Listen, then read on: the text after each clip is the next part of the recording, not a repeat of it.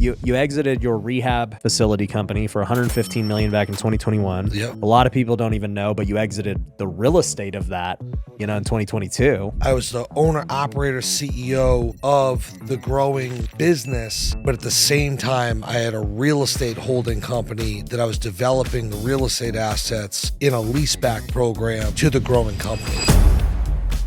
So we were talking about this, like you exited your rehab facility company for $115 million back in 2021. Yep. A lot of people don't even know, but you exited the real estate of that, in 2022. Yeah. Obviously the headline of $115 million exit kind of stole the spotlight, but what wasn't featured in that is all the real estate development I did alongside it. And so I was the owner, operator, CEO of the growing business, but at the same time, I had a real estate holding company that I was developing the real estate assets in a leaseback program to the growing company. Yeah. And so creating this entire ecosystem of wealth creation, tax benefits, cash flow, et cetera. And then eventually sold the business for $115 million, worked some gymnastics on the lease structure on my way out, created even more value in the real estate as a result of it, and then sold that off to a publicly traded REIT the following year in 2022. Yeah, you had great timing. You got rid of the real estate before things. So much of my story, they're like, "Oh, you're so good." I'm like, "Dude, I'm kind of good," but like so much of it was timing. It really was. Yeah. Yeah. I mean, December 21st, 2021 is when I sold my business. When you think about if you The time highest travel, multiples. Yeah. highest multiples, lowest interest rates, everyone's happy. Crypto's through the roof. They're selling pictures of, Bored Apes for $500,000. I mean, the world's crazy when that stuff's going on. And so that's when I exited and then got out just in time with the real estate stuff at a good cap rate before those really, skyrocketed as well. Yeah. So you have all these massive exits. Do you just kind of chill out for a little bit afterwards? Not for 5 minutes. 5 minutes? You're like, all right, dude, what am I going to do now? Yeah. Yeah, it's, you got to stay busy. I mean, I think for entrepreneurs like you and I, it's about the results because we all want the trophy, but it's really about a love for the game. Yeah. Right? It has to be. And so it's always been about the love for the game. And so you make a bunch of money, you run out of stuff to buy, and it has to be about the sport. And so for me, that's what it is now. It's about the sport. It's about the process. It's about having fun and building and creating with cool people, with a cool mission, and creating positive impact. Yeah. So now you're doing obviously a lot on social media. You've got some education and masterminds and things going. And then you're back in the rehab facility game again. Yep. Yes, sir. Basically trying to rebuild it and sell again, or what's the plan? I'm running the same playbook. It's what I know best. What's interesting is I sold the business, I sold the real estate. I went out and started to test all these different, looked at this and I looked at that. I looked at restaurants. I looked at all different types of businesses. And I was just like, there's this learning, no matter what, the business principles are the same, but the nuance of any business takes time to become a master at, right? Right. And I had, I don't know, at that time, 13, 14 years under my belt being a day-to-day operator in this one vertical of business. And so I know it really well. I'm in recovery myself from addiction, so it's a labor of love. Yeah. And it just made sense to go back and do the same thing over again. And so now we have Treatment X, which is the holding company, kind of the global brand. And then we have a facility, a large facility in Ohio, and we just completed our first, which we grew, bought the real estate, grew it organically, started it, straight de novo project, built the whole thing piece by piece. And then recently we just completed our first acquisition in West Palm Beach, Florida. Oh, nice. Yeah. And so took over a facility, integrated into the model. And now we're looking at, this year and next year, bringing on a couple more facilities with a mixed strategy of de novo growth as well as acquisition. What took so long to do acquisition? We had to build the frame. I mean, what took so long? The company's only 16 months old. Well, I guess because right? you had the other one for 13 years and it doesn't sound like you ever did I acquisition. never did acquisitions. This is my first acquisition. Yeah, so that I'm I like, ever did. you've been in it for 15 years now. Because in that company was built really as a super regional provider. And so all the facilities were clustered close together in my home state of New Hampshire, southern New Hampshire, just north of Boston. And we served the kind of the entire New England market. And I just built it brick by brick. I built that business to 325 employees, $55 million of top line revenue at $1 million a month in profit. It was actually $13 million a year EBITDA, without a single investor dollar for growth and without any debt. Wow. I bootstrapped the entire thing, meaning that for the audience, that no one ever gave me any money, no one invested any money, and no one lent me any money. Every dollar of that business's growth was a dollar that I made and I put right back into the business, which takes a lot of discipline. Yeah. Because you could go buy a Ferrari. Yeah, Instead, you invest in your company. And it's a super capital intensive business, getting the real estate, all the labor. One of the things that it was kind of like that story of the elephant with the chain, with the, the stake with me. It was just this weird mental confine, was that I started the company in 2008. And so I started right at the October 2008 is when I bought the first piece of real estate, started as a sober house. And what was happening then? The recession. Yeah. And so I started in the peak of recession. You couldn't borrow money. Nobody had money. Everybody was hungry. Times were tough in America. And so I got this, and I was 23 years old. I developed this mindset of like, I'll just do it myself. And so then when you were able to borrow money, I just never did. And I felt very secure in building the company like that. And so I just built it over time, brick by brick. And But now, for the real estate, you were borrowing money, like getting loans? traditional mortgages. Were Yeah. you doing private money and raising? No. No. Still just using your own money for the real estate. I saved up the money. Well, interesting story about the real estate. This is a crazy real estate story. And one of the reasons why I love real estate so much, because this doesn't happen anywhere else, right? What year is it? It's probably 2012. And I'm growing this business and I want to open another site. Long story short, I find this piece of real estate. They want a bunch of money for it. I go make an offer, a lowball offer. They throw me off the property. Yeah. Okay. Pretty normal. You're pretty normal. Yeah, Yeah. I'm not sensitive. It's all right. Yep. One of the real estate agents that was around the transaction calls me up and says, the bank foreclosed on the real estate on this property. It was a 17-acre piece of property that had a bunch of different buildings that was perfectly set up for a rehab. It would either have to be a rehab or a small private school, or like it had a dormitory, a cafeteria, a event space and classrooms, and it was perfect. The auction is January something. I remember it was the middle of the winter. I said, all right, cool. I go up there, and this property, they wanted, I think, $1.4 million for it. When I looked at it the first time, I offered them $250 because it's like all I had. Yeah. And they threw me off the property. I ended up, dude, I went into this auction. It's crazy. We were talking before the podcast started about God and faith and, and what's meant to be. I first originally found God in the program of Alcoholics Anonymous when I found recovery. It's a crazy story. I don't know that I've ever told this story on a podcast or anything like that.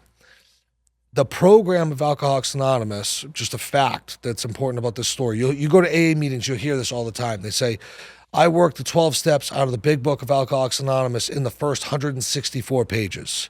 Is this like number that's really important at AA, which is 164, 164. It's the first 164 pages of the book is the program. Dude, I'm up at this auction, sitting there with my dad. It's freezing out, middle of nowhere in New Hampshire. Auctioneer, banks, lawyer, all these people show up. Whole neighborhood comes out, and they get this auction live, and they give you it's almost like a ping pong paddle with the numbers on it. I'm sure you've been to them. Yeah. And the auctioneer starts going. He says, anyone going to make an offer? I said, sure. I raised my ping pong paddle, and I said, $100,000. And there was another guy registered to bid, and so I stared at him, And he looked and he tapped out. He's like, I don't even know why he registered if you weren't going to bid more than $100,000. But anyways, they stopped the auction, called the bank because there was $1.4 million of debt that they had to discharge on this thing. It's going to be a big short sale. Are we going to let this thing go for $100,000? Yeah. Dude, I walk out of there. They come back in. They said, hey, listen, you got an offer? He says, nope. He says, yours, $100,000. Dang. I get this property for $100,000. I walk outside. I'm like, God, I say a prayer. I'm like, I can't believe I just got this property. I look down at the ping pong thing and realize the paddle number is 164. And I was like, I understand the mission. Wow. I got you. What's crazy about that is that I get that property. I do what I do. I get up there. I bring the boys up. We paint it. We fix it up. I, get all the furniture in there. I get a license. I start a rehab, hire a staff, right? All this stuff. Then the next rehab opportunity presents itself. It's this giant campus. They want $10 million for it. I got to buy it. I need $2.5 million to come down, to put down on it. Like, I don't have $2.5 million just hanging around to my own money, right? Yep. My banker is like, hey, what about that place that you own that you got at the auction? Why don't we look at that? How much equity's in that? Dude, I get the thing appraised. This is where I learned a massive lesson. Bought it for $100,000, started a business, had a lease, got it appraised, $5.5 million. Yeah. And so they came back and he was like, yeah, we'll just take that as collateral and let you roll into the next thing. And I was like, dang. What year is this? All right. That was 2015. I got the first property in 2012, and then 2015. Yeah. A couple years later, stabilized, had pro forma, had financials, had everything, right? Yep. And I had no idea. Like you were just like, dude, I'm good that I got this for 100. Yeah, it was crazy. And so that I played that game a little bit, building, and I started to learn that piece of it, of how to build value in real estate, leverage equity, use this, use that. Yeah, especially as the owner operator, you could kind of set your own leases and do the things you wanted to do. All the magic in that. Yep. There's a ton of magic in that. Yeah, let's talk about that because a lot of people don't know what we're talking about. So sale leaseback stuff, all that. Yeah, like, so for those listening, in commercial real estate, it's not like residential where, it's based on comps and what, the property across the street sold for. Yeah, it's based on NOI, the net operating income. And, net operating income is pretty much just based on the lease and what people are paying you each month as the landlord. So it's interesting when you're also the landlord and the tenant, and they're two separate entities. You can control the value. Yeah. You can create value with turning the knob. Yeah. Really. Yeah. Because right now with multifamily, you can't really do that, right? You have tenants, the market demands whatever it demands. But in this case, with you being the sole business in that. Well, yeah. And like the comparison in how difficult it would be, or the challenge in multifamily is like, okay, we need to raise the rents. And so maybe we need to go in and put new fixtures and flooring and create value in the units to justify a rental increase, to get that NOI up to, you know what I mean? It's just not as simple. But when you're own the property and own the business that is the tenant of the property, you just adjust your lease price and directly impact your NOI goes up. The NOI, which is the value, because it's a cap rate based off the NOI that determines the value of the real estate. You just have to balance that with learning to live with paying that rent number on the operating side of the company. Exactly. Yeah. Yeah, and so whatever you can. They're not going to allow you to do shenanigans and charge crazy things, but at the end of the day, it's like, that's pretty much market rate. That's what rent would cost, and like people don't understand, but I mean, if you were to add $100,000 of NOI at a 5 cap. What are you talking there? I mean, you've just raised it $2 million. At the little end of the tweaks day. have a big impact. Yeah, like 100,000's not that crazy of a number to figure out how to go get that higher up. And it's like, oh wow, my property just went up by $2 million. This is crazy. So, yeah, I've thought a lot about that too. Like that's the beauty of and that's what McDonald's did all these years. Like literally, they made their fortune just owning the buildings that all their franchisees were operating out of. Yeah. And then you have a strong case to the IRS for being a real estate professional in being able to qualify to be able to take the depreciation against the earned income from the business. Yep. So this is a game, of course, about how much money you make, but it's also a game of how much money you keep. Right. And, Yep. my least favorite bill on planet Earth is tax day. IRS. Yeah. Yep. That's why you live in Florida, right? Yeah. My home state actually doesn't have any income tax either. Oh, yeah. It actually is a better tax situation because there's no sales tax either in New Hampshire. No income tax, no sales tax. But Florida's just a nicer place to live. It's beautiful. Miami, Vegas is cool. Some other spots around America that are real cool that I could live, but Miami is just, I love it there. Yeah. Most of the Northeast guys always go to Miami, pretty much. Yeah, 2.5 hour people. Shot back home. You know what I mean? Boston and Miami's easy. Yeah. Yeah. That's our thing. I was telling you earlier, but for those who don't know, I played in the Cape Cod Baseball League for 2 years in college. And so I got to spend, 2 summers up there. And man, it's beautiful out there. Yeah. It was fun. In the summer. Yeah. I have no desire to be there in the winter. It gets a little cold. Yeah. Yeah.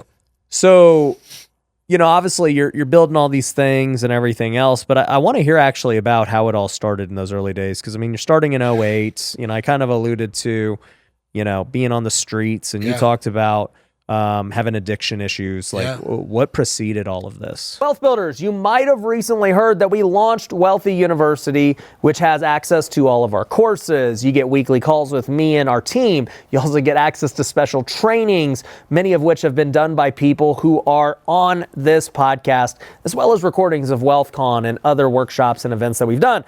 But even though that was good, I actually want to make it risk-free for you to try for yourself. I'm giving all of the podcast listeners a 14-day free trial by simply going to wealthyuniversity.com/podcast. So if you go check out that link, you'll be able to get access to your 14-day free trial right now. You'll be able to go check out the course. You'll be able to go check out calls, trainings, and everything else, and then see if it's a fit for you. There's literally no risk to doing it. So go to wealthyuniversity.com/podcast and go get your free 14-day trial of Wealthy University today. I grew up in, I don't know what was wrong with me, Ryan, but ever since I was a little kid, I just wanted to be like a tough guy and a gangster. And so I told this story on stage at Limitless a couple days ago. I was like, if you looked back in 1995, 1996, I'm 10, 11 years old. I got a sideways hat on. I'm packing a BB gun like a gangster. I have like a Discman listening to Biggie and Tupac and, gangster rap, selling weed, just could have had Born to Lose tattooed across my chest. That's the direction my life was going.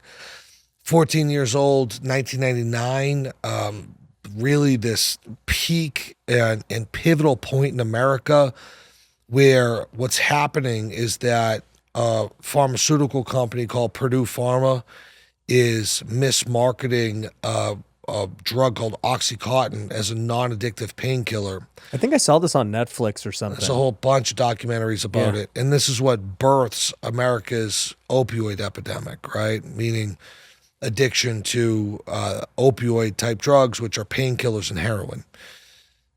Friend of mine comes over. At this time, I'm dealing drugs. I'm in all sorts of trouble. And he has one of these Oxycontin pills. And he breaks it up. I sniff half. He sniffs half. And I got high on the effects of opiates, which is essentially the same thing as heroin, for the first time at 14 years old.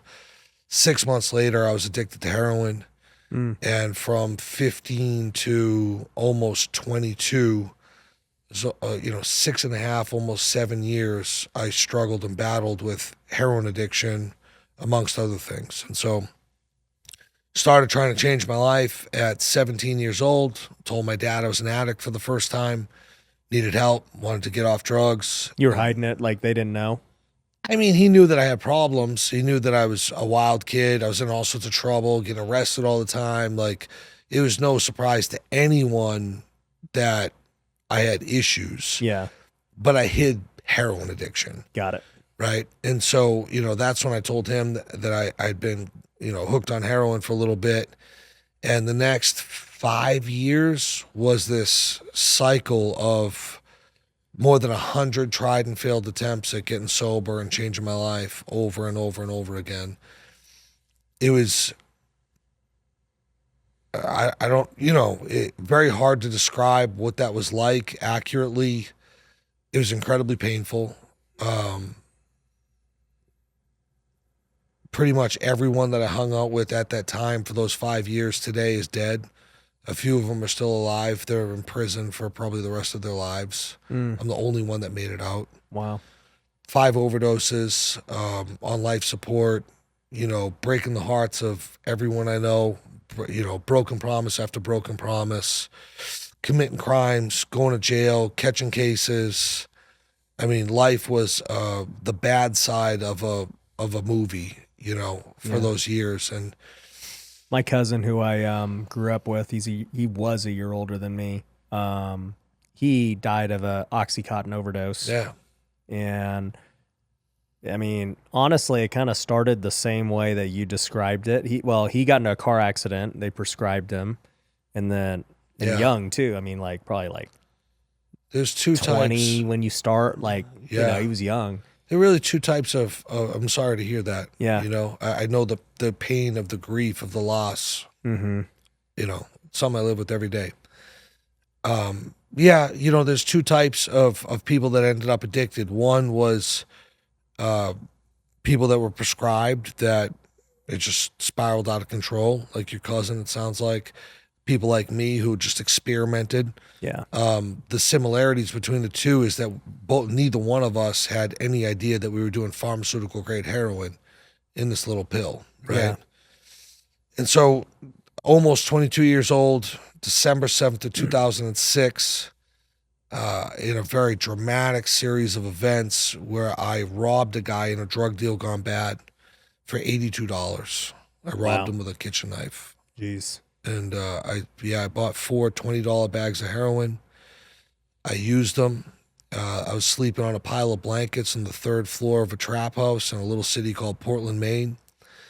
And as I used, God willing, what would be my last drink or drug ever, those 4 bags of heroin, the entire apartment lit up with blue lights because the drug deal that went bad, the kid who I robbed called the police and obviously didn't tell the whole story, but he told the story about where I robbed him. Yeah. And they were looking for me for armed robbery. I was staying in a well-known trap house, right? The police were there all the time. I was just waiting for the door to get kicked in and them to come get me. I was hiding in a closet all night long. In that closet, I hit my knees. And, it's kind of this like really ugly, beautiful moment in my life. Didn't feel beautiful at the time. Felt like the worst thing that could possibly happen to me. But it was this moment of surrender where I just said, God, I don't know. I can't imagine living my life like I'm living it one more day. I'd honestly rather die. And I'd rather you take me right now. And I don't know how to do anything else but what I'm doing. And so I could use a little bit of help. And I woke up the next morning and, I actually didn't sleep that night. I took off the next morning. The only thing I could think to do after I said the prayer was call my mom. And me and my mom had a crazy relationship. I'd go years without speaking to her since I was like a little kid. Totally different story. So it wasn't like calling my mom who'd been there all the time. I hadn't actually spoken to my mom in years. Mm-hmm. And I called her up and the middle of the night woke her up. I was like, you got to come get me. And she did. And the next morning at like 6:30 in the morning, I took off, ended up getting clean, getting sober, sleeping on her couch for a couple weeks, walking to AA meetings. And it was through the process of recovery, as laid out in the program at Alcoholics Anonymous, that I had a conversional experience with God. When God shows up, God shows up. There's no denying that. And changed me from the inside out. And I've been sober since. In that experience, I become obsessed with helping other addicts. Like obsessed. Like it's all I want to do. And through that obsession, I spent all my free time just volunteering, working with these people, for free. Dude, I was living in a $550 a month apartment, sleeping on a pile of blankets, cutting trees down for a living, working outside as a logger in New Hampshire. Yeah. Eating family packs of grilled chicken and ramen noodles, and I had a George Foreman grill because I couldn't afford to turn the propane on. And I had no driver's license. My first car was a 1989 Volvo that I bought for $400 after I was like a year sober. And in that, I got the idea to start the Sober House. And that's how the whole business came to fruition. And so that was the beginning of the journey. Wow. I never in a million years thought, never in a billion years thought that the business would have ever been a highly profitable thing. I never thought that my life would look anything like what it looks like today. That's crazy. I just thought that we'd, buy this little building, multifamily apartment building, and help some guys get sober. Right. That's how it started. So how did you get the money to buy that building? I worked relentlessly and saved up the money. Me and my dad. Yeah. I had rebuilt the relationship with my dad. My dad owned this tree company doing logging and stuff. And so, not that we were rich at all. We were just guys that worked hard. And me and him worked, put the money together. I was 23 years old. He co-signed on the loan. Yeah. And we came up with the down payment for it. Wow. It was $150,000. And it was 3 units. It was bank owned, foreclosed. I bought it in October 2008, 4 Union Street in Derry, New Hampshire. And now that property is probably worth, I don't know, $750 or something. Yeah. And then that was where the first business started. Yeah. What was it like building that as a guy, who wasn't necessarily a business guy? Stressful. Stressful. You're cutting trees before that. Yeah, running a chainsaw. Cutting trees down. That's it. Yeah. Yeah. What made you think you could figure out, the whole business side of it? I'd always been an entrepreneur. And so, I like to joke around. I said, there's some entrepreneurs, and God bless them, that went to school, went to college, got the good GPA, the 4.0, all the bells and whistles, all the awards, the dean's list, all this stuff. And then there's the other type of entrepreneur, the ones that sold weed. Yeah. That was me. So, you're already hustling. Yeah, you know what I mean? Business. Like, I figured that out. I figured out how to sell drugs. I'd already figured out a lot of things. And so, I don't know. I also didn't see the business becoming what it did. It was easy. I had a sober house. You want to live in the bed, you pay me $150 a week. You need a job, you need to go sober, you know what I mean? And you had to follow the rules. Yeah. And so it's a pretty simple model in the beginning, which became very complex. Healthcare, licenses, accreditation, third-party billing, health insurance companies. Yeah, I'm sure when you first started, you didn't have. You're just like, yo, you ready to go? We got a bed. Yeah, exactly. Yeah. And so it became much, much, much more complex. But I think a leading feature of entrepreneurs is the ability to figure it out and the ability to learn in self-education. Yeah. Because, bro, at this point of the game, you have multiple successful businesses. Yeah. Like, how much of that did you learn at school versus how much of that did you figure out and learn from watching other people, researching, having coaches, mentors, masterminds, like accessing the information, figuring out how to get the information, retain it, digest, process, and then put it into practical application and execute against the information that you just received. And then fail. We all have, and then fail, and then go, I gotta go the other way. You know what I mean? Yep. We all have that in common. I think, that's Yeah. one of the main things that makes us us. Yeah. A delusional sense of optimism, right? When we fail, we're like, all right. Yeah, that was okay. Yeah, Now I'm one yeah. step closer. That's Everybody else is like, no, dude, you just failed. And you're like, no, like I learned something. Yeah. And so that was really the process, was just obsessively just trying to figure it out, asking a lot of questions, listening more than I talked, finding the right people that had the answers, understanding what the problem actually was so I could find the right answer to the problem. Right. You know?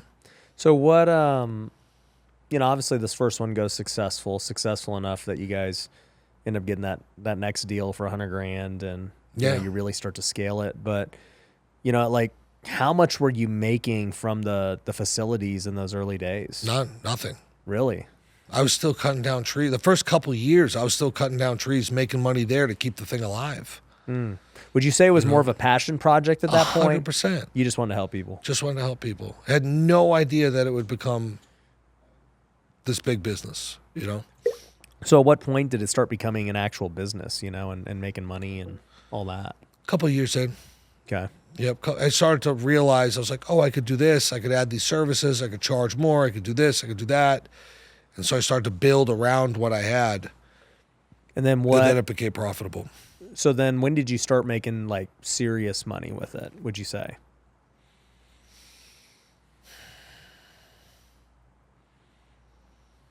I think I started when I was 23 years old, and I think I made my first $1 million at 26.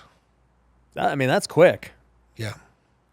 So the first bunch of years, you're not really making anything. The first couple of years, I wasn't making anything. But then I figured out how to open an outpatient, how to add additional services, how to hire employees, how to hire people to do things, like this epiphany, this entrepreneurial epiphany. Yeah. Oh, I can hire that person to do it, and I pay them X, but I charge XXX. Yep. And I don't have to do nothing now. Extra X's are mine, Yeah. And so that kind of thing came into, oh, got it. And so I start to leverage all of that. To make $1 million a year, it sounds like a ton of money to a lot of people, but when you figure it out, it's not. Yeah. It's just math. Yeah, totally. Like, oh, I got something that works. Let's just push more people through it. Yeah. Yeah. So at what point did it become like you start to see like, oh man, dude, like this is getting really, this is 8 figures now, and we got the potential to sell this thing one day. Like, at what point did that start crossing your mind? 2012, something else changes in America, which is fentanyl shows up. Which fentanyl is a synthetic opiate that replaced heroin on the streets. It's 50 to 100 times more powerful than heroin. Wow. And America now has, and has had for quite a long time, a very significant overdose death problem. In fact, you're more likely to die of a drug overdose as an 18 to 50-year-old American than you are a car accident. It's statistically the #1 leading cause of loss of life in America. Prior to 2012, it didn't exist. Very rarely did you hear of a heroin overdose. So was fentanyl created like Oxycontin as a pharmaceutical drug, or it was It's just a pharmaceutical drug? It is a pharmaceutical compound used in that, but then they started producing it as an illegal narcotic and sold in kilos, more like sold like cocaine or heroin. Got it. So a lot of people do get confused with that. Like, it is a prescribed narcotic, end-of-life, very powerful drug used during surgeries and stuff, but that's not what we're talking about. This stuff did not come from the pharmacy. This came from underground labs moved by the cartel, etc. It floods our streets. Overdose death starts to take over. I remember when it started happening, someone died, and I was like, that's weird. Someone else died. Another person died, and they just started dropping like flies. And then you probably started to hear the whispers in the streets. And right at the same time, I mean, the product's different. Now it's fentanyl. It's mixed in with at first it was mixed in with the heroin, and then there just was no more heroin. There's only fentanyl. Is that how it is today? Yes. Oh. Yeah, 100%. And so 112,000 people died in America of fentanyl overdoses last year. Wow. It's a lot of people. That happens in 2012. I start to see the impacts of it. People are dying at scale. I'm not thinking about making more money. Yeah. I have a nice little thing going on. I'm making 7 figures. Yeah. I'm 27, 28 years old, chilling, right? Like, I'm good. Yeah. I'm not thinking about building this big business. I'm like just running my thing, doing whatever. But there's a lack of addiction treatment services at that time, especially where I'm from. New Hampshire, my home state, believe it or not, beautiful place, but leads the country in the overdose per capita. Wow. Yep, New Hampshire and Ohio. That's and crazy. Kentucky. Yeah. Why do you think that is?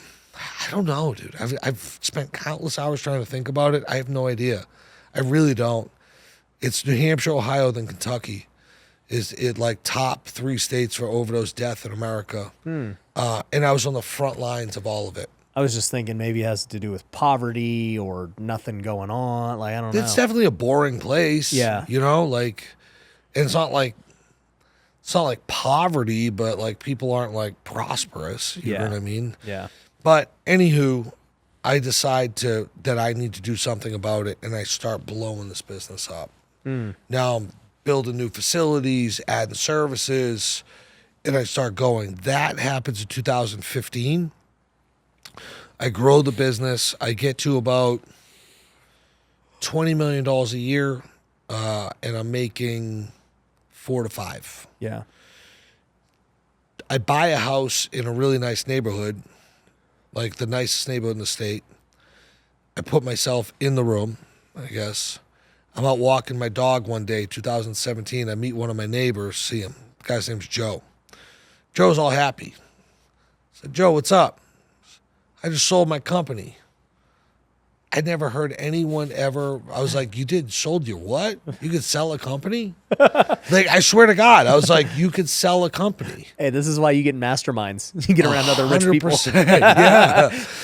Within country clubs. Yeah, and I won't put Joe's business out there, but he sold for hundreds. Yeah.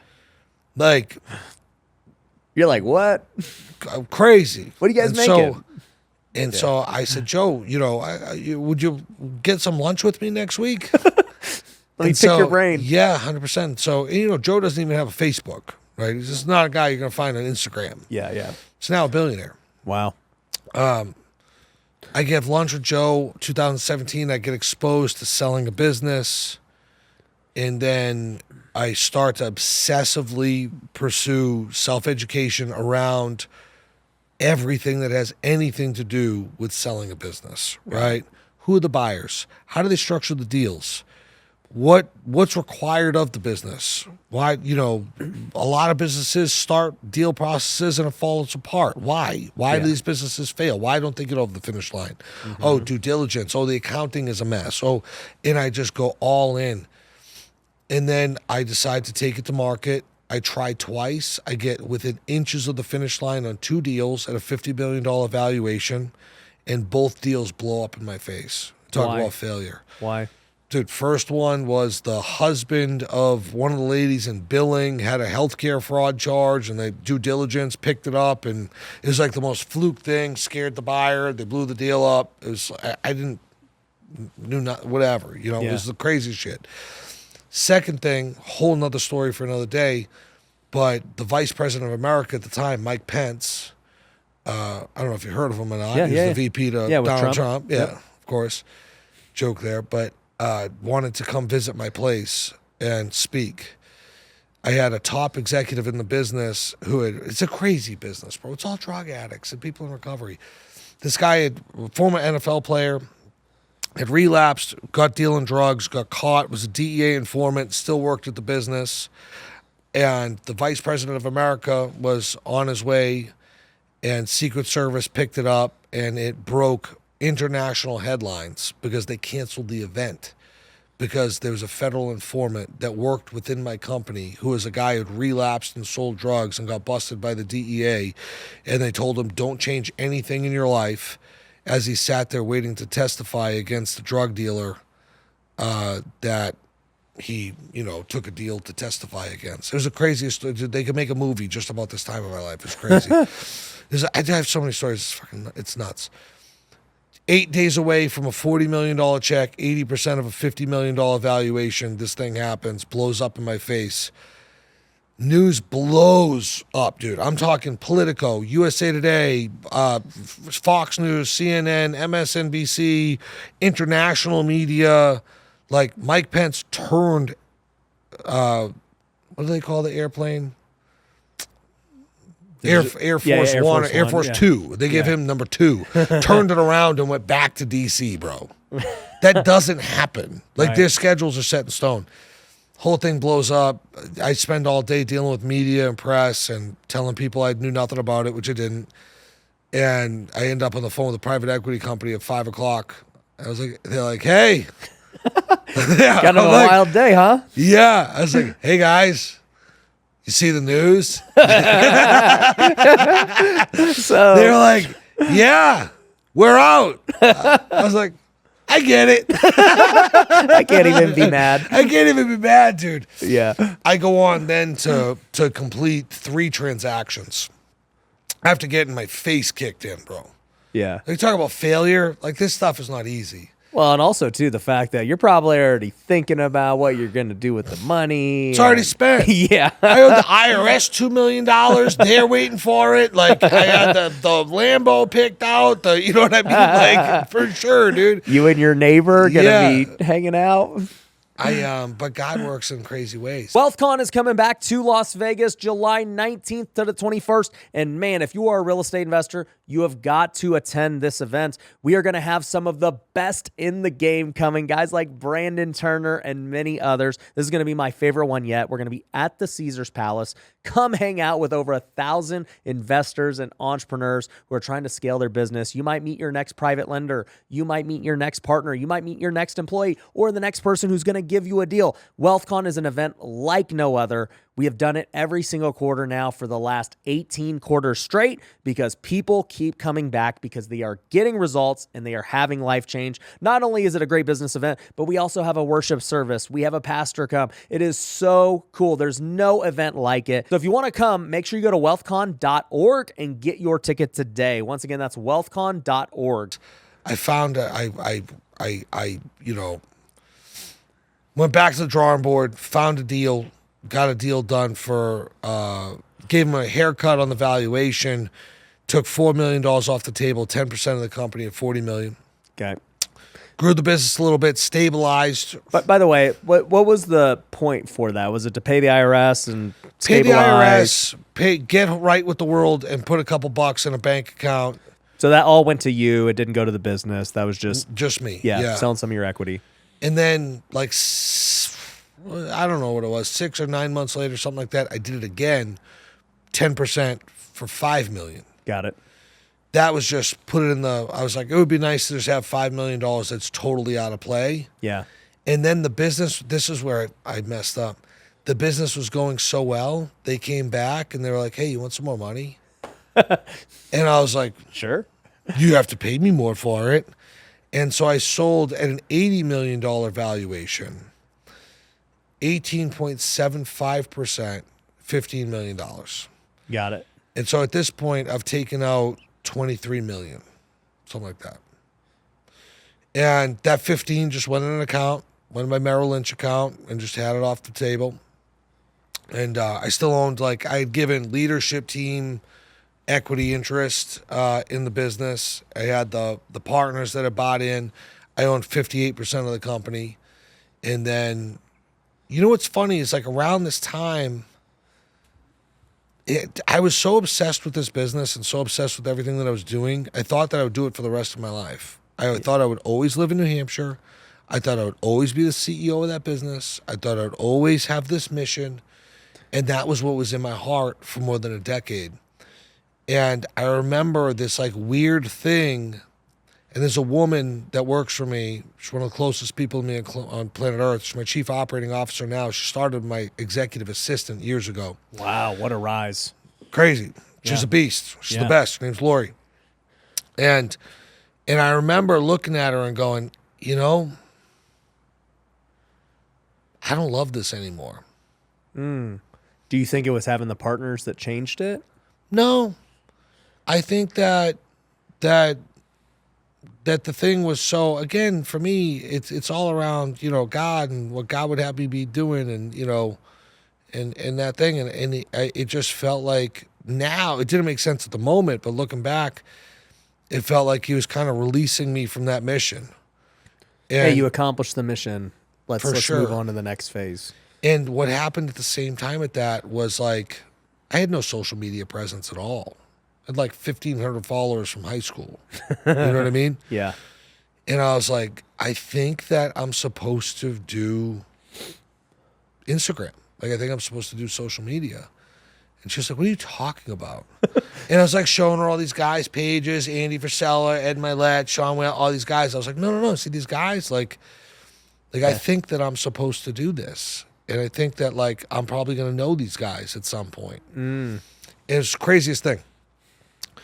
I then go through this process, March 2021. Fuck, it snaps for me.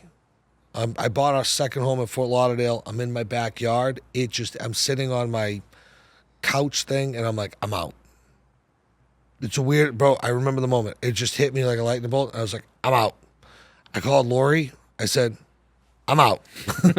She's like, what? Out of what? What are you talking about? I'm like, we're selling the company. She's like, you just went to Florida yesterday. Like, what are you talking about? We're selling the company. I said, get everyone on the phone. I'm 100% certain in my decision. Nobody wanted to sell the business.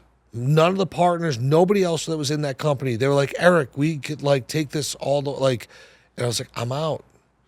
I don't care. They tried so hard to talk me out of it. So side note, like those partners you brought in, it sounds like they weren't like your traditional PE firms where they wanted to like wait to, or, you know, they wanted to build it to a certain level, flip it. And no, that's one that they wanted to do, but they'd only been in for a very short period of time. Got so it. they hadn't maximized. They weren't pressuring you to sell. They wanted to grow. Yeah. They wanted to grow. I came back and said, we're selling. And Right. the way the operating. Were they just making distributions at the time? Yeah. Okay.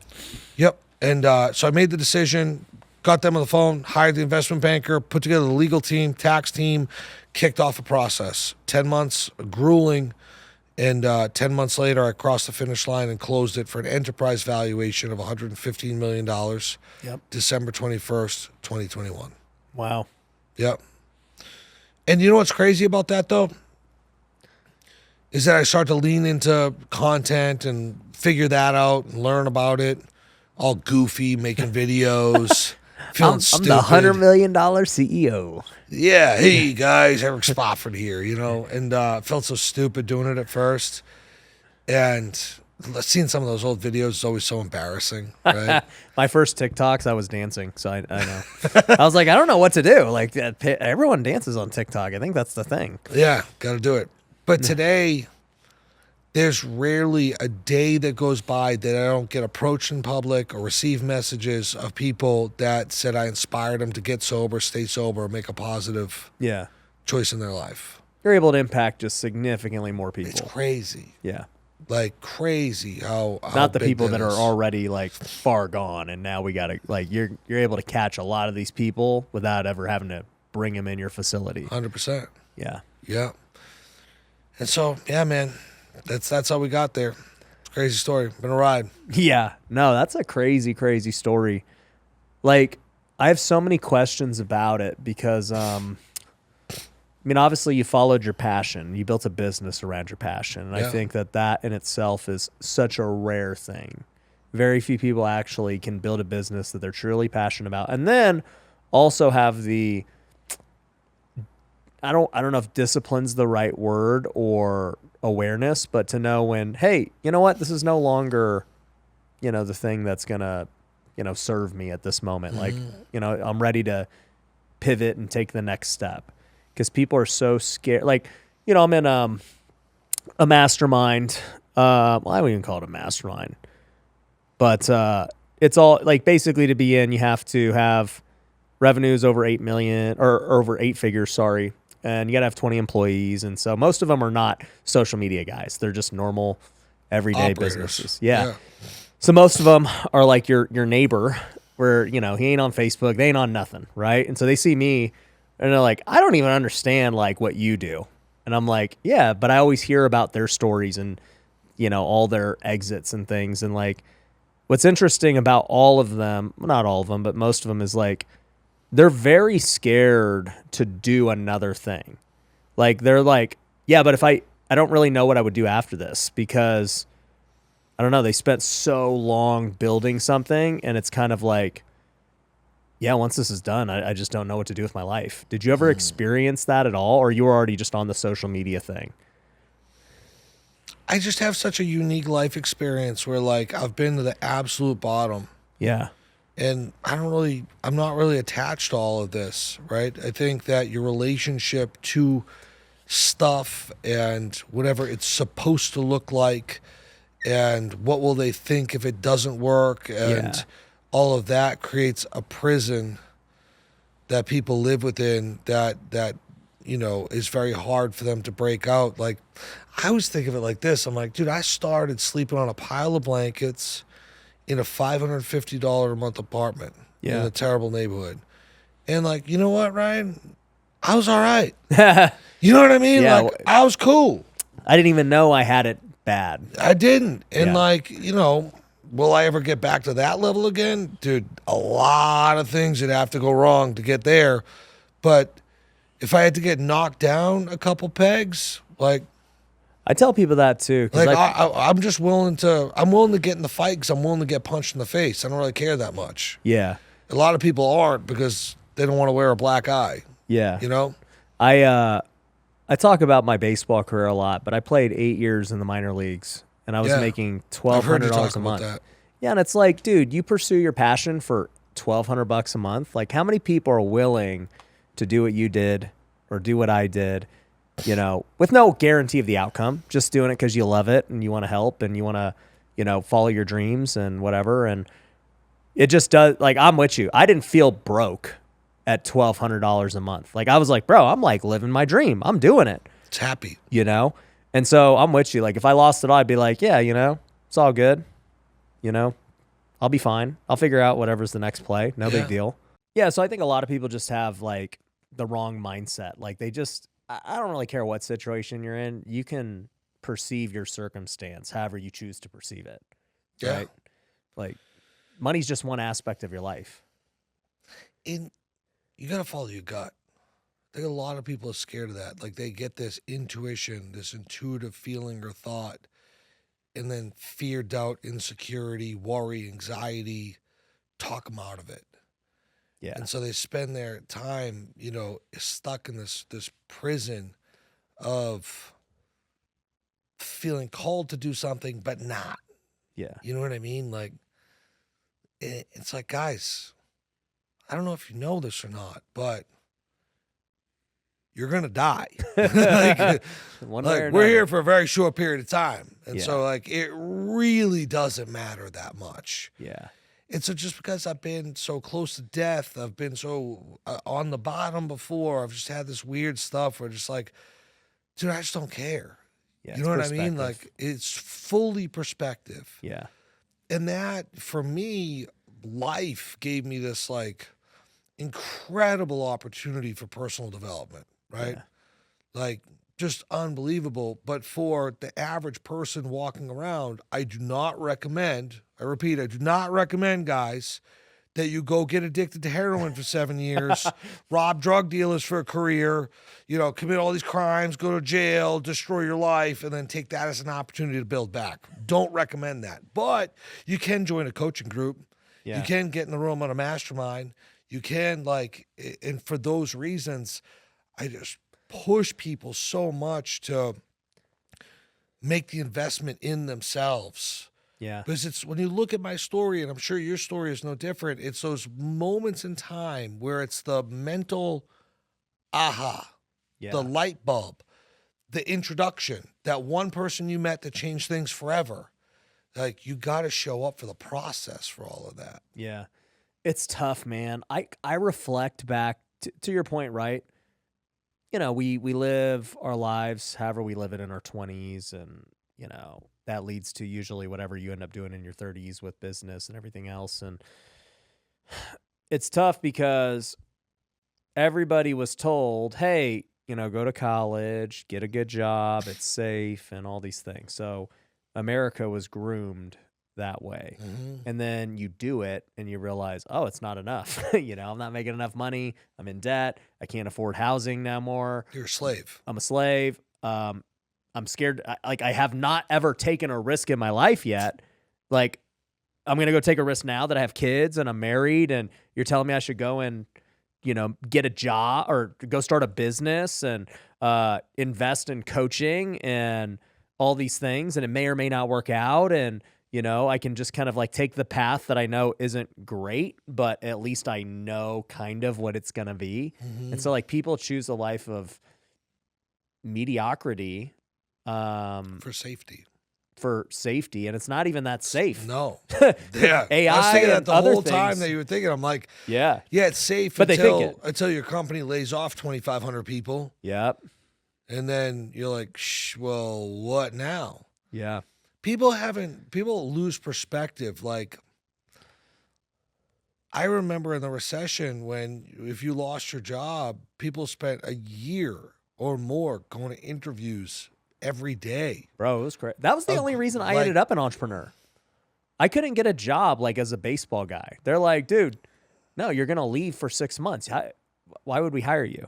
Yeah. And I'm like, dang, I guess I got to hustle. And you have a good point. Yeah, I had no choice. I'm like, yeah, you're right. I guess I'll freaking flip couches or be a realtor and try and slang some houses. Maybe I'll do some other random things. Yeah. Like I was forced into it. I didn't have a choice. Yeah. But, now in hindsight for you, it was a blessing.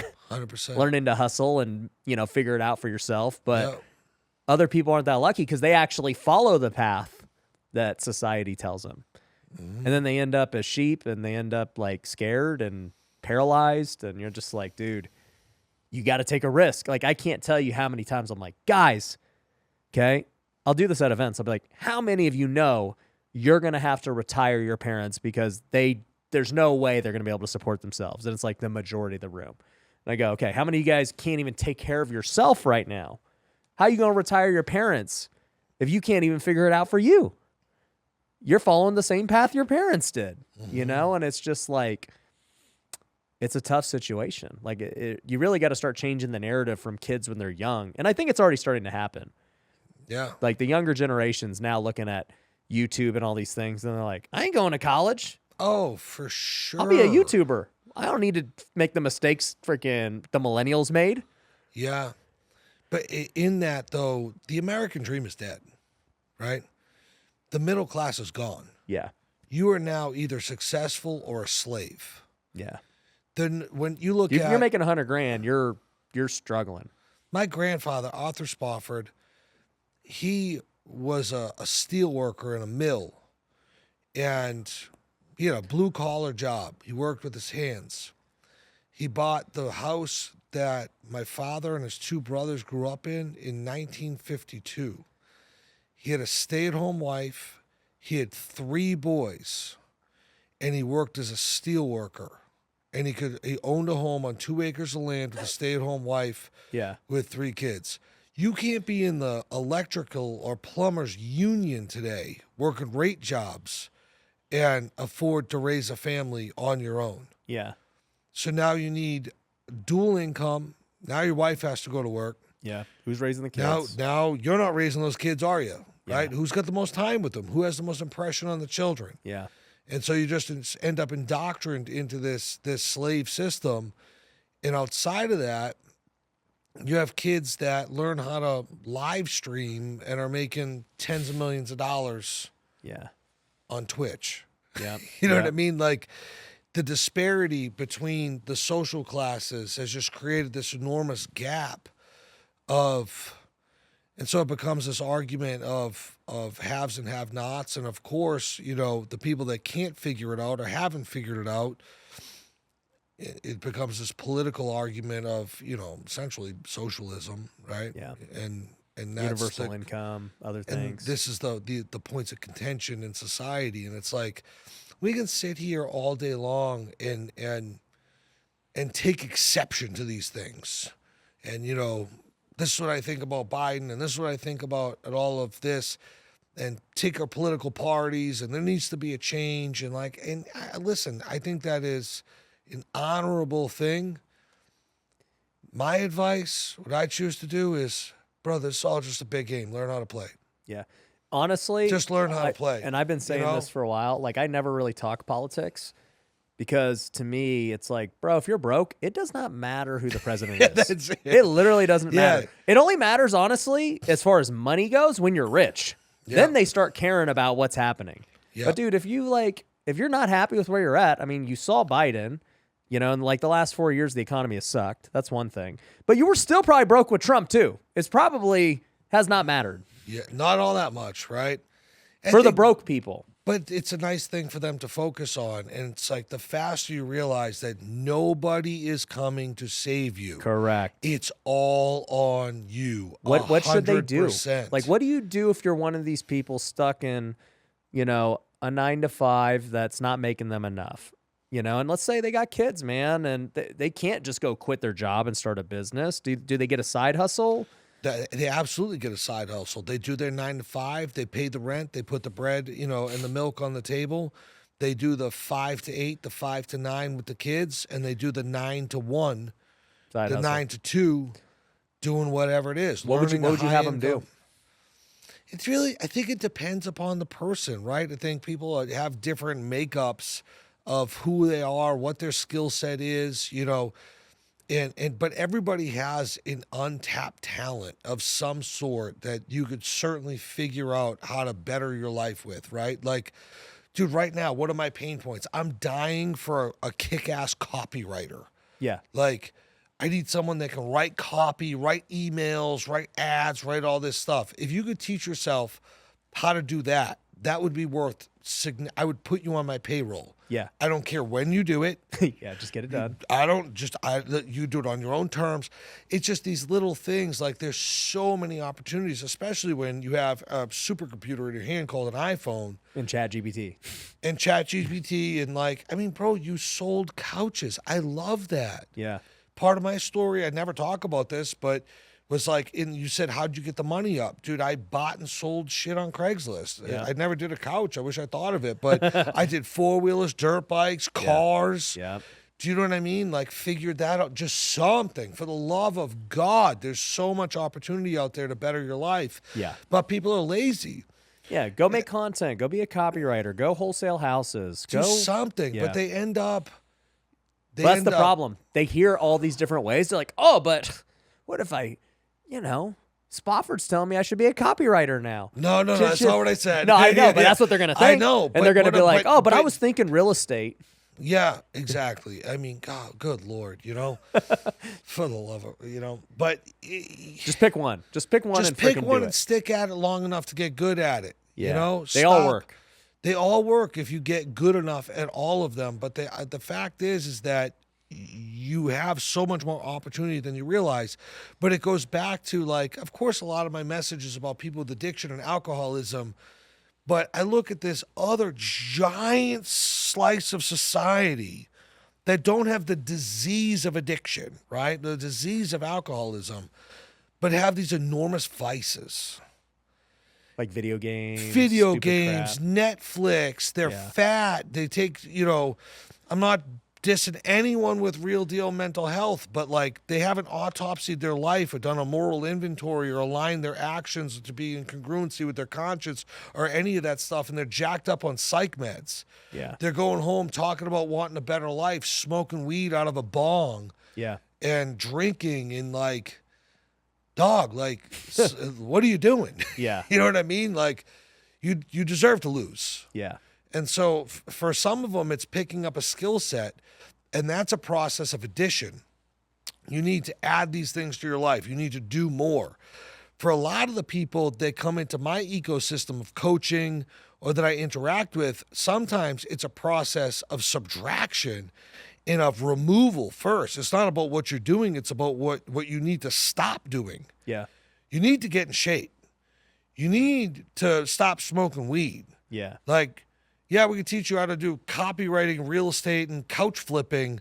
But like, if you're just smoking weed, eating snacks, totally content with your life from a mind-altering substance that's chemically induced because you're using something outside of you to become at peace with otherwise you're in a disturbed state, which is actually a good thing, right? Then, then we have some work to do here to get in alignment. And I'm not bashing everyone that smokes weed If it works for you, you have the life you love, cool. Or alcohol or whatever. What I am saying is that if you're using those things as a tool to take the edge off in your life, because your life is unacceptable to you, and you have to get drunk, high, or use other vices, there's 1,000 of them, as a form of escapism to exist in your current circumstances, my brother, my sister, that's a problem. Yeah. And we need to address that first. That's the big elephant in the front of the pack that you need to take down first. We can't accomplish anything before we do that. Yeah, no, 100%. And I want to add to this, like, as a guy who's always been tactical, I have always been like, look, I want to just teach you how to do X, Y, Z, right? In my opinion, the best way to start making money, if you're like looking for one of these skills, go wholesale real estate. Like, it's something that can make you 10 grand, 20 grand. Doesn't cost you anything to go, like, just get a contract, find a good deal, right? And to me, it's a skill that will last you forever. Finding great deals on real estate has made you millions. It's made me millions. Mm-hmm. It's not like a couch flip where it's like, yeah, this is going to have a cap to what we can do with this. Ryan, I swear to God, I closed in February. There's a YouTube video. Anyone that wants to fact check this, it's on my YouTube channel. I made an entire YouTube video about it, about wholesaling commercial real estate. I made $2 million on one deal, one flip. It's crazy, right? Crazy. $2 million, bro. But I visited the property one time. Yep. $2 million cash. Entire thing is documented on YouTube. Address, look it up, whole nine. Yep. Learn that. Yep. You don't have to start there, but start single family, multifamily, whatever. Go get your 10K deal, your 20K. They're out there every single day, right? Yeah. And so, because people have asked me, would you like flip couches again? I'm like, no, I would freaking go flip real estate. Go get the contracts and get deals and, all the stuff. But what I realized was I've made so many videos literally outlining, okay, this is how you're going to find the deals. This is the marketing you're going to do. Okay, this is here's the contracts. Here's how you analyze them. Here's how you find buyer, like literally step by step, right? And you get tons of people who comment. They're like, this is great. And then, 99% of people will never do anything with it. Mm-hmm. And what finally occurred to me, and I hate that this is the way it is, but, I always didn't like fluff and like mindset guy. I'm like, dude, I don't want these mindset guys at my event. Like, let's give pure tactics. Mm-hmm. And I realized that pure tactics alone don't work unless their mind is already in the right place. 100%. And so I'm like, dang, dude, like their problem isn't tactics. 99% of their problems is getting out of their own way first and foremost. Who, not how. Yeah. And so I'm like, man, we have to spend more time like reprogramming people before we can ever get to the tactical side of it. Because if they don't even believe it's possible, or they don't believe they can do it, they don't believe that it's legit, then that's why I'm such a strong believer in personal development. Yeah. It's like an internal job first. Yeah. And then you can go out and get the skill set and do it. Yeah. But you have to have the mental toughness, the resiliency, just so many components that it takes to go out to be able to be successful at one of these things. Yeah. Yeah. What's for you with real estate now? Like, what's your strategies? Because you just said you wholesaled an apartment building for $2 million. Like, it what's wasn't your plan? an apartment building. It was a commercial property. Yeah, commercial property that was actually I got permitted, understanding the market and understanding the high demand and seeing the vision in the property. I got permitted to be an addiction treatment facility, and then flip the property to another operator. Yeah. And so I bought it for $2 million, and I sold it for $4.5 million, but I had to pay fees and lawyers and all this stuff. So I made a little more than $2 million on that one. Yeah. And so I'm constantly doing little deals like that. Like that one little deal, dude, made me $2 million this year. Like, I'm up. Cool. You know what I mean? Like, yeah. And so I'm active all over the place. I'm building the commercial real estate holding business for my addiction treatment business. I'm in multifamily. I'm in all sorts of different deals. My big thing that I'm really, really interested in and love is Section 8. I found that after selling my business and looking at rising cost of capital with interest rates and a real estate market where values were holding, which the result of the two things touching each other was diminishing cash on cash returns, which Yep. is a problem that we all faced Yep. in the real estate industry, right? How do I buy deals that are going to give me good cash flow? Yeah, it's hard right now. That's how I ended up in Section 8. And so I'm heavy in the Section 8 space. Just on normal single family homes. It's all single family strategy. Yeah, Yeah. I own a little bit of multifamily Section 8. Candidly, I don't recommend it. Like, You're just getting learn rough from my tenants. mistakes. Yeah, learn from my mistakes. People are like, oh, you don't like it? I'm like, oh, you don't have it? I'm like, no, I do, but I hate it. Like, you know what I mean? It's absolutely terrible. But the single family strategy and the nuances of that are a lot different for a lot of reasons. Like I have a 43 unit apartment building in East Cleveland, and it's mostly one bedrooms and some twos. And so the subsidized housing and the tenant base that comes there is entirely different than my single families, where they're mostly 3 bedrooms, 4 bedrooms. And I'm getting a lot of single moms, disabled people with families, grandparents raising grandchildren, like good, wholesome tenants that are good This people. is also in Cleveland? I have a lot in Ohio. I have a lot all over the place. I do have a bunch in Ohio. Okay. I started talking about that. I messed up. It is what it is now, spilt beans. But I started talking about Ohio and literally changed the market in Cleveland because people like all these. I'd like go to buy a house and there's like 25 other people Yeah. that see my name, and I'm just like, I never should have told them where I own my assets. I'm like, Hey. guys, there's like 20 other states that are great for this strategy too. Get out of mine. We'll wholesale you some because we've gotten some deals in Ohio. Let's follow up. Yeah. We'll And sell so, some. yeah, that's a lot of my day to day in the real estate stuff. I've seen a lot of investors doing assisted living in these houses. What do you think about that? Since I like it. That's your space. Yeah, it's very similar, right? Yeah. Assisted living. And so I don't know all that much about it, but I like it. Well, I think a lot, like, it's such a broad term. Some of them are doing like for the elderly, some are doing, sober houses too. Yep. And it's an interesting thing because they're just taking these homes and making as many beds as they can, and just they're running, their own little mini businesses. Yeah, totally.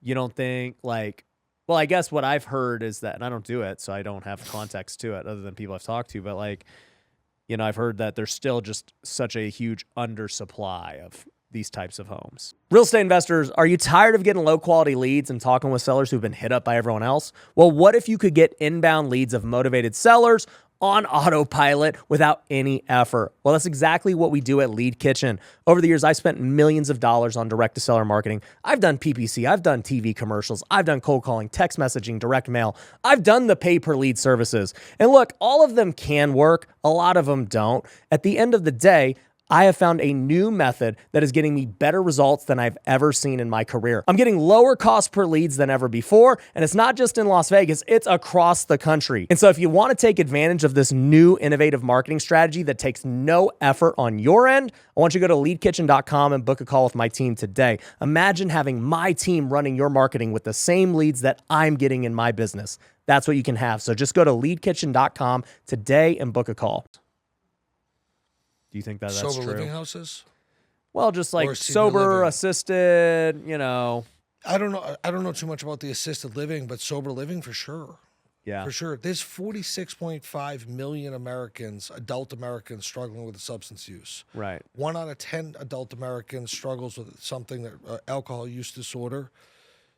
Like, it's the largest healthcare crisis this country is facing today that doesn't get the airtime that it deserves. Yeah.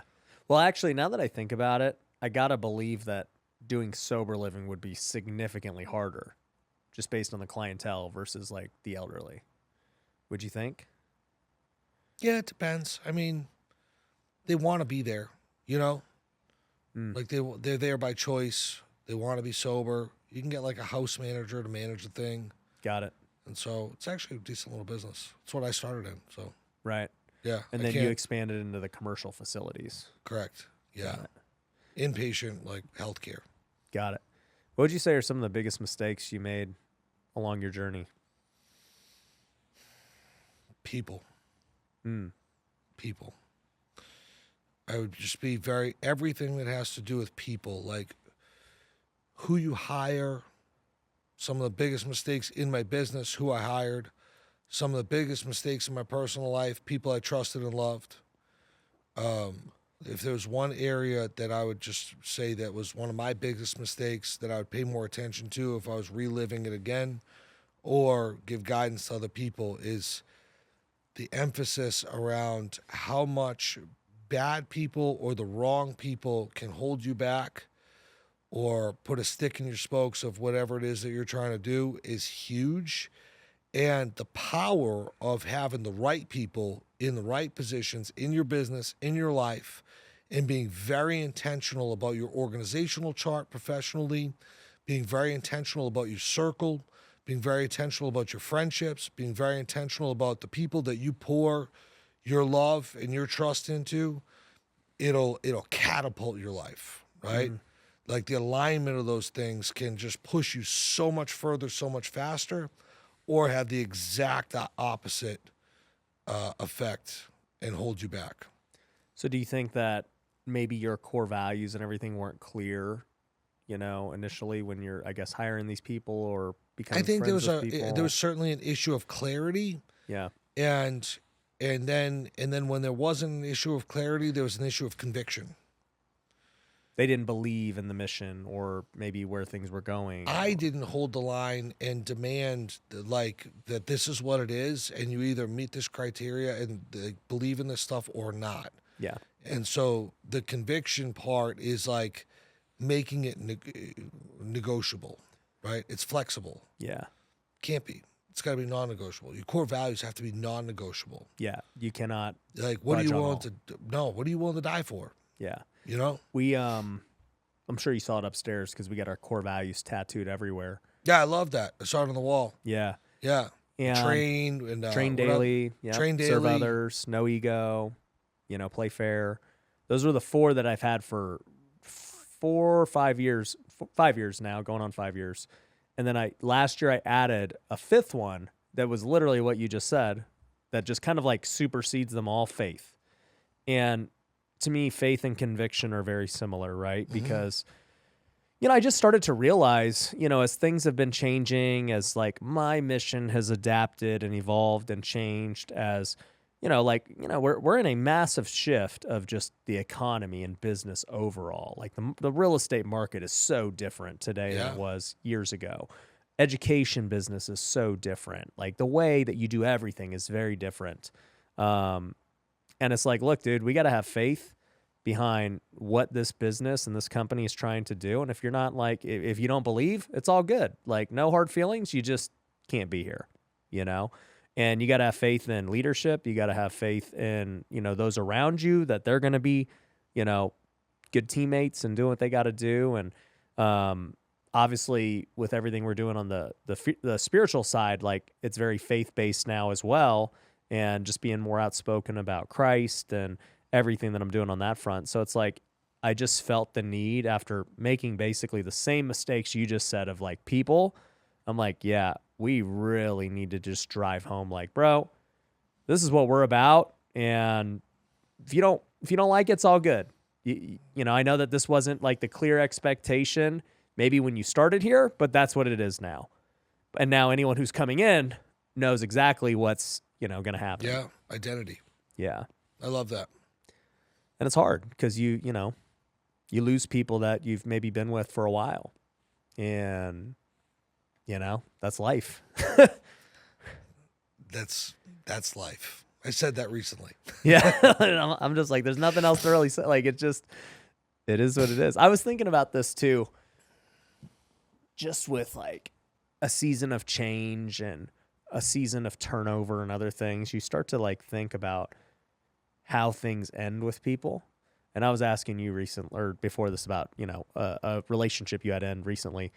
And I was like, man, I was just like thinking about all the business relationships I've had the last 10 years. And I was like, yeah, it's kind of weird because you could be, have a great 5 years or 10 years or whatever, right?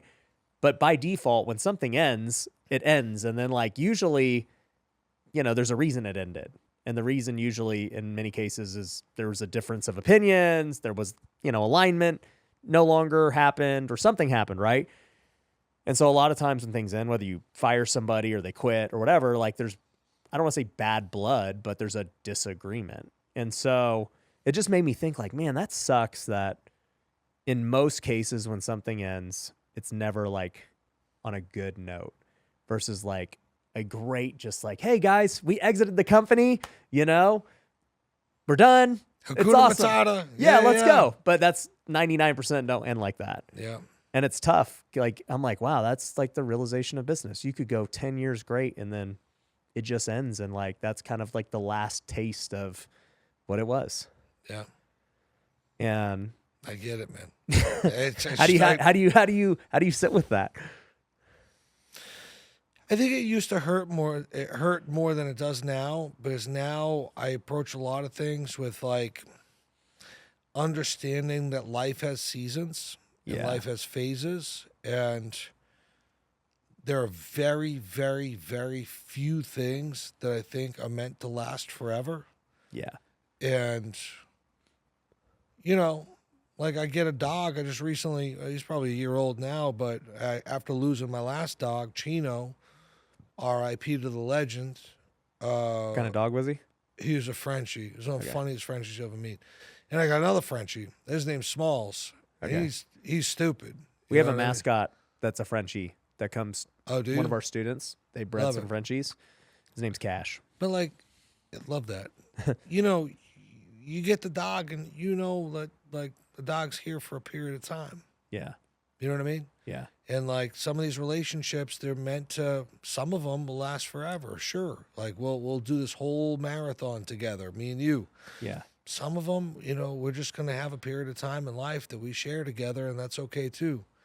It's hard enough. I was thinking about this. I was like, dude, it's hard enough for people to stay married. And that's like the one commitment you're making for life, right? You got up in front of everyone you love and held their hands and said all those crazy things you said with the vows and the promises. Yeah. And still, like, the majority of them, you know, End up divorced. Right? And you're like, I commit for and you life. like do crazy things with that person that you don't do with anyone else. Yeah. You know what I mean? Like, yeah. that's your person. And I was thinking about that because I was like, yeah, my wife is the only one I am committed to for the rest of my life. So if things don't work out, like as far as like we're having issues, we're going to figure out how to fix them. But in other aspects of life, like if things aren't working out, I have the out button. Yeah, it's just like, yeah, I mean, like, why are we doing this? I reserve the right. Yeah. You know what? Like, you go on your way, I'll go, all good. No issues here.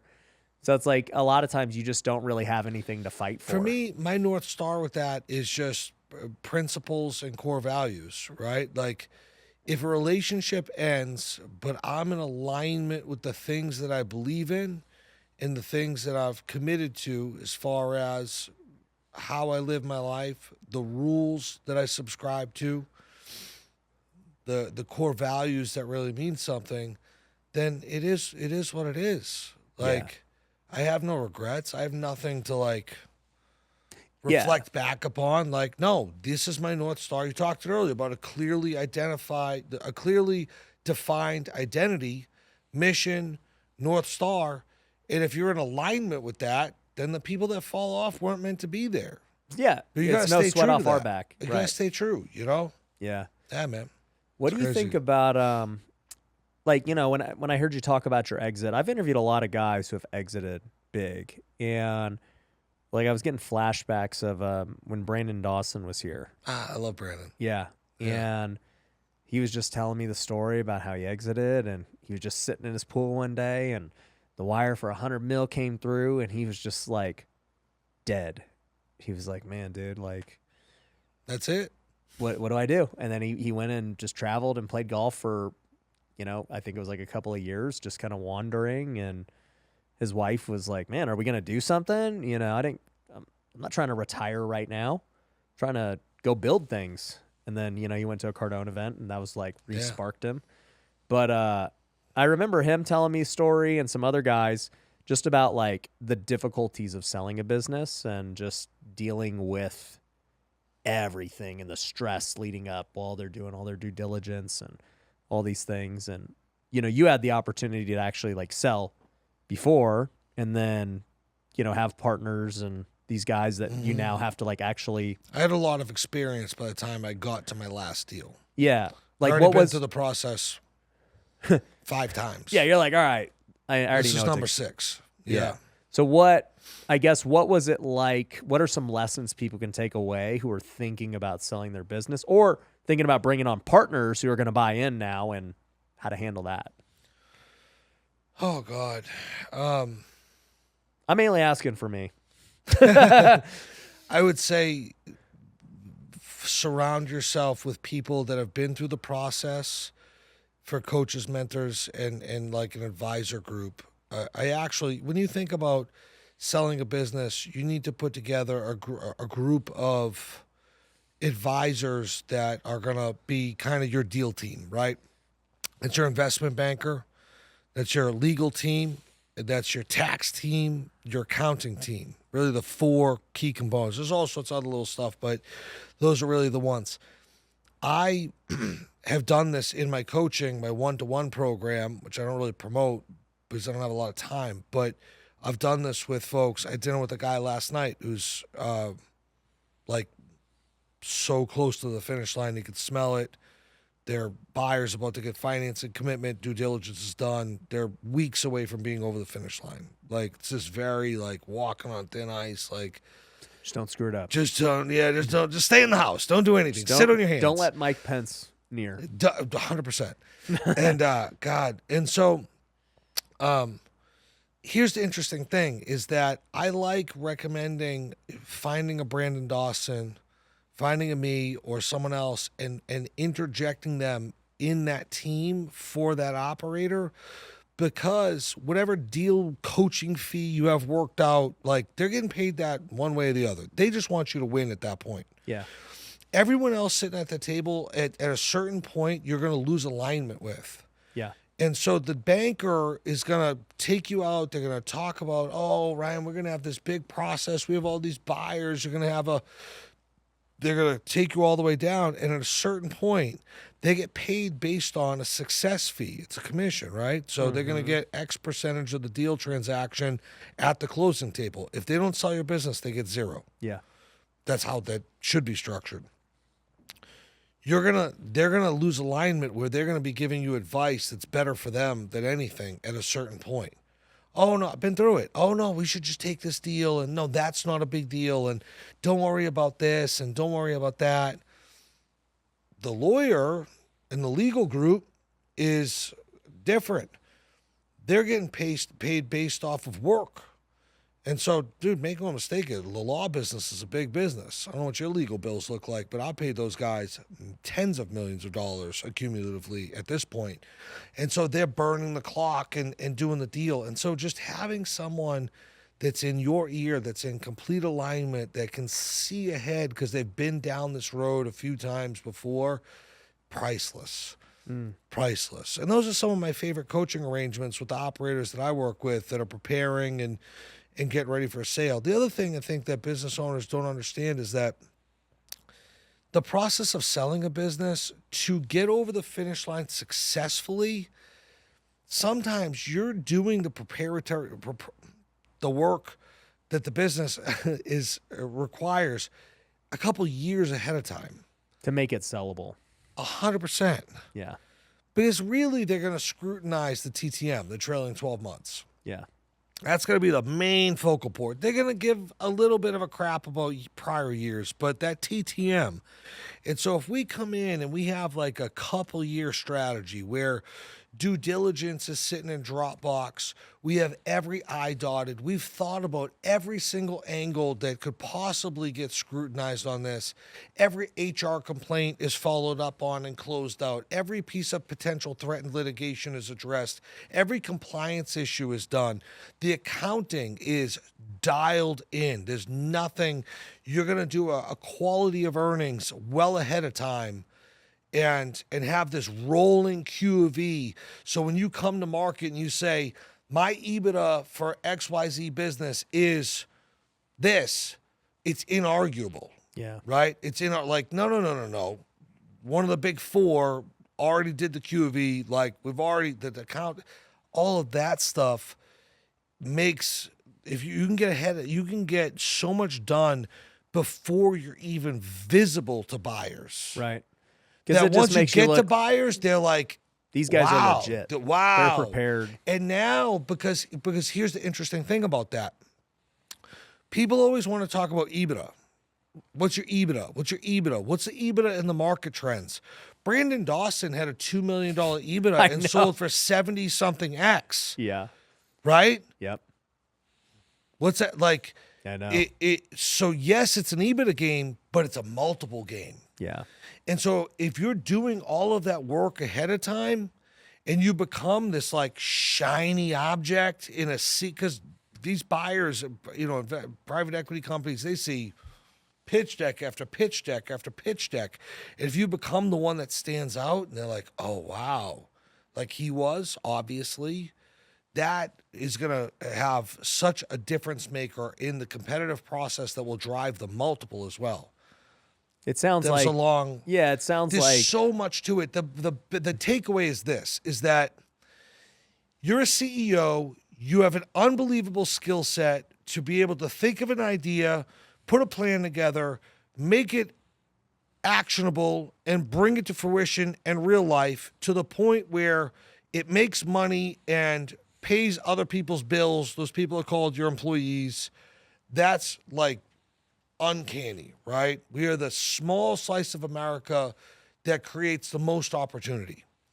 That has absolutely nothing to do with the ability to sell a business. They're two entirely different skill sets. Yeah. And that's what I learned by getting my teeth kicked in the first 2 times. I was like, okay, I'm not ready.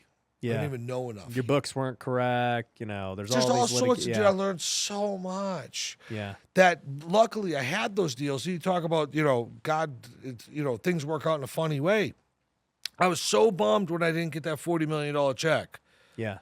Worked out. Yeah. You know what I mean? Worked out. And so just having that, understanding that, because not only when you're the day-to-day operator, which is hard enough, you also have to successfully run the business while you now run a full-blown process of selling the business. To hold They're both full-time jobs. Yeah. It's crazy. How were you able to have a clean break on that final exit? Because most guys I talked to. I created the business that it didn't need me at all. Got it. So they were comfortable. I wasn't even, I barely met the buyers. The first couple times, it was all about me. It was the Eric Spofford show. Yeah. They were betting on me. At that point, I had replaced myself as CEO. There was a board of directors. I had a seat on it. The whole presentation was like, this thing is running, growing on its own with a leadership team. There's a guy, Eric, that owns majority. He's down in Fort Lauderdale on a boat. He'll fly up. He'll come and meet you. But, you don't really need to pay attention to him because that's the CEO. His name's Scott. That's the COO. That's the, you know what I mean? Eric's just an owner. It was masterful. It was one of the most proud things that I've ever done in business was getting myself out of that. And it's that experience what I take to qualify me to coach other business owners was I had a business that was making $1 million a month and growing that required 0 of my time. 0. How'd you get it to that point? How long did it take to fully transition out? When did you come up with? You came up with the plan? Partnership, but bringing the original partners on, I was a nightmare. I had 15 direct reports. I was in the company everywhere. I was like, nothing here can happen without me because. Did the partners kind of coach you through that? Dude, they were the best business coaches I could have ever. So could I have sold for more money if I didn't have them and didn't sell at the 80 and the 40 and the 50, blah, blah, blah? Maybe, but the education of having them as partners for those several years, it's 2.5 years, was they were like, you have to get yourself out of these things for us to sell where we need to sell. Yeah, but then they showed me how. Yeah, exactly. And then we did the interview process together, and we built a leadership team, and created systems and delegated, and How much of your leadership team was, brought in from external versus from within? All of them. Everyone was external. That was one of the big lessons and people that I learned was we as entrepreneurs are always big-hearted people where we love our gang. But there's a big difference between giving, Joe a job that you believe that he can live up to or hiring the person that's already been here, taken it to there, has the proven results, has a track record, and is going to come in and be your teacher. Right. Everyone on my leadership team, in their nuances of that business, was incrementally smarter than me. Right. Every single person that worked for me in that leadership team, in the end composition of what it was one of my greatest teachers in their areas. And me as the owner, I had the humility to come in and go, you teach me, chief people officer. You teach me about, you know what I mean? Yeah. I don't know. I don't know HR like that. I don't know CFO. Like, yeah. You tell me. Like, Yeah. dude, the guy that I hired a COO that replaced me as CEO after I taught him the nuances of that business, his biggest job was he was the CEO of a $2 billion publicly traded kidney dialysis business. Yeah. He's like, this is easy. He was like, how much are you going to give me? How much equity do I get? If I get this over the finish line with this valuation, what's my check look like? We have a deal? Yes, great. Cool, come on in. He made it 11 months as COO and then took over the business. You were like, this Salute. guy's the man. Yeah. Dude, he was kind of a dick, but like, I would tell that to his face. And he wasn't even the most likable guy, but he's brilliant, and I learned so much from him. Like, I don't know if you Can't can take that away from him. No, I don't know if you can say, but like, what did it take to get a guy like that? He was interesting because it was honestly the right thing at the right time. And so I paid him like, I think $250 with equity and a bonus plan. But the thing about that was I don't think that that's market, because his family was in New Hampshire and he had spent 20 years taking jobs where he had to get on a plane on Sunday and fly back on Thursday or Friday all around the country. He lived in New Hampshire with his family, but the office was in Dallas that he was the CEO of, and Ohio, and here and there. That's crazy. And it's crazy, bro. So he was only home with his family for like 48 to 72 hours at a whack for 20 years. I'm so surprised they just didn't move. That's kind of weird. I know. Whatever. But right. For whatever reason, they didn't. And so I got him in this, like, a business that he could drive to and drive home and be home at every night. Yeah, he had an emotional paycheck. His check, yeah, but he was there he was there probably 2 years or something. And at the closing table, his check was, I think, like $2 million or something. Yeah. He's a happy camper. Had a great time. Is he still the CEO over there? No, a competitor poached him. Oh, he's going to go do it again.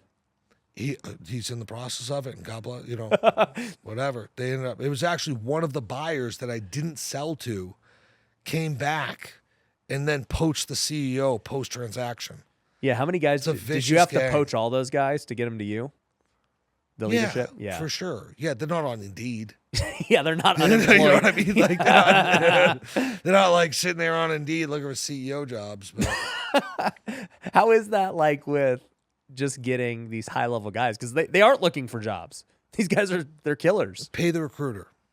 You just used a recruiter to get them all. For those guys, I want the best. Yeah. And so that fee, that check, dude, some of those checks are 50, 75 grand, 100 grand. Yeah, because 20% usually. 20, 25% even. Yeah. And some of them are big salaries, and I've paid some. But to get the right people, the right composition, it's everything. Yeah. It's absolutely everything, and people with proven track records and results. Right. So you're a believer once you get to like a certain level, you got to just poach from people who have already done it. Because you can collapses time. Yeah. Does anyone, dude, what did it cost you to become the Ryan Pineda that you are today? Millions of dollars and lots of time. Someone has to win. So, and you're the top dog here. But if you were the number 2, the number 3, or the number 5, or the number 10, yeah, someone's putting that time and money into you to get you there. Right. And so you're already like a fully baked, fully developed executive with a track record of results and a proven history that someone else paid all this last 20 years experience to get you there. I can literally just buy all of your experience by employing you. Right. And that's going to get me in this mission there that much faster. Yeah. Yeah, for sure. No, it makes sense.